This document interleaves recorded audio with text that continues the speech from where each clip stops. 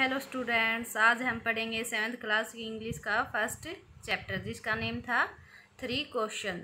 पिछले लेक्चर में हमने जितना पढ़ा था आज उससे आगे हम स्टार्ट करेंगे। तो now start. To the third question some said science others choose fighting. तो जब तीसरे क्वेश्चन की बारी आई तो कुछ ने क्या कहा? साइंस। साइंस मतलब विज्ञान।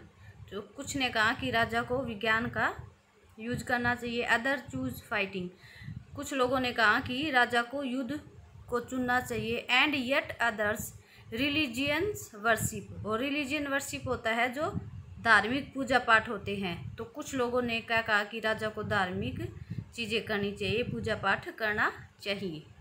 Okay, as the answer to his questions were so different, जैसा कि सभी के क्वेश्चन थे उनके आंसर क्या थे? अलग अलग थे। The king was not satisfied, तो जो राजा था वो क्या नहीं हुआ? सेटिस्फाइड मतलब संतुष्ट नहीं हुआ उनके आंसरों से।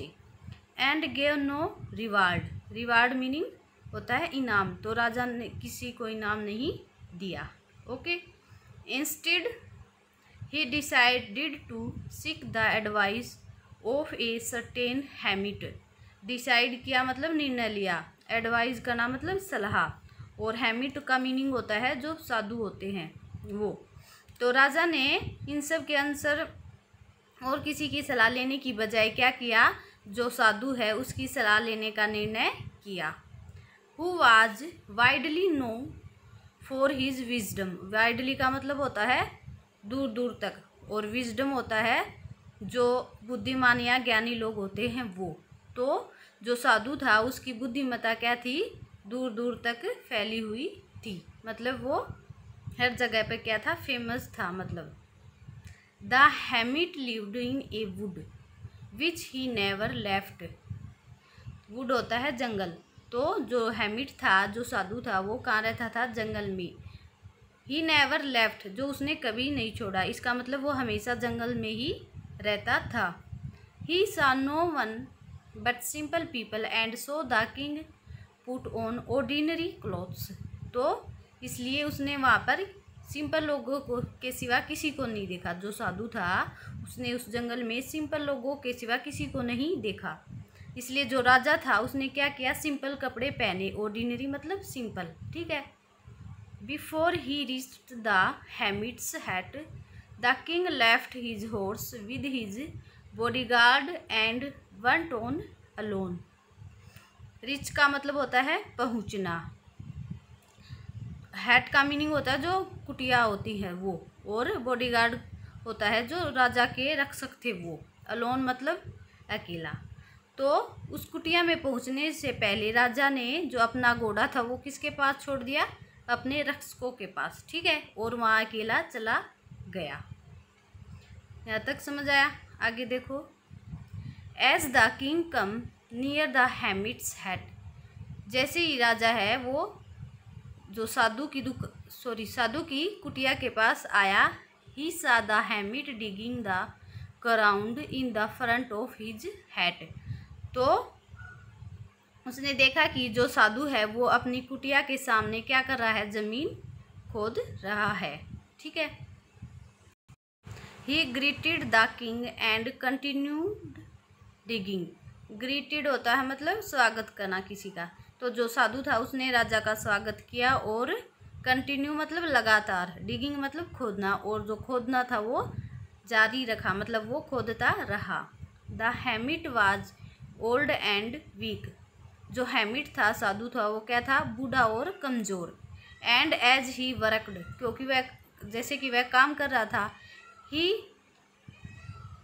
ब्रेथड हैवीली, जैसा कि वो काम कर रहा था इसलिए वो हाँप रहा था, मतलब ज़ोर ज़ोर से उसकी ब्रेथिंग हो रही थी। The king went up to the hermit and said, जो राजा है वो साधु के पास आया और कहा, I have come to you wise hermit to ask you to answer 3 question. जो राजा है वो साधु के पास आया और क्या कहा कि बुद्धिमान साधु, मैं तुम्हारे पास 3 प्रश्नों के उत्तर पूछने आया हूँ, ठीक है।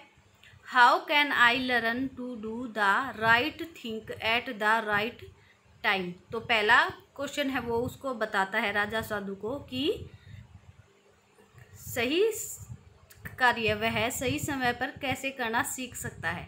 पहला क्या क्वेश्चन था कि वह सही कार्य सही समय पर करना कैसे सीख सकता है। और सेकंड है who are the people I need most, और कौन से जो लोग हैं जिसको उसकी सबसे ज़्यादा ज़रूरत है। और थर्ड क्वेश्चन क्या था, and what affairs are the most important. Affair होता है मतलब मामले या कोई कार्य, ठीक है। और थर्ड क्वेश्चन था कि वे कौन से मामले हैं जो उसके लिए सबसे महत्वपूर्ण है, ठीक है। क्लियर हुआ। आगे देखो, the hermit instead to the hermit listened to the king but did not speak. जो राजा है जो साधु है उसने राजा को सुना, लिसन मतलब सुना, लेकिन जो साधु है वो कुछ नहीं बोला।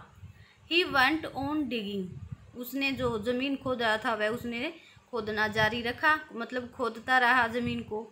यू आर टायर्ड मतलब थकना, तुम थक गए हो। सेड द किंग, राजा ने कहा। किससे कहा? साधु से। Let me take the spade and work in your place. Spade होता है मतलब जो खोदने की कस्सी वगैरह होता है वो।